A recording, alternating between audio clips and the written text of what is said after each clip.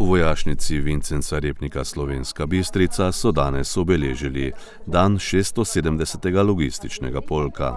Na slovesnosti so izvedli tudi primopredajo dolžnosti poveljnika. Poveljstvo vojašnice je od podpolkovnika Andreja Skodiča prevzela podpolkovnica Mojca Lah.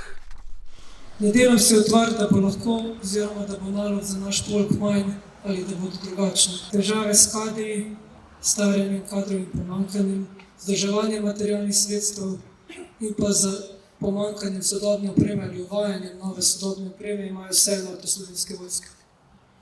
Naše bo poskušalo reševati takoj in proaktivno. Vojna med Ukrajino in Rusijo dokazuje ponovno pomen logistične podpore pri izvajanju bojnih operacij. Moja namera je še več časa nameniti urjenju, usposabljanju za naše osnovno poslanstvo v vseh pogojih delovanja. Ocenjujem, da je nujno, da se opravi resna analiza logističnih elementov v zmogljivostih Slovenske vojske v povezavi s prihodnjim preoblikovanjem enot Slovenske vojske s ciljem zagotavljanja logistične podpore na vseh ravneh v okviru nacionalne in kolektivne obrambe.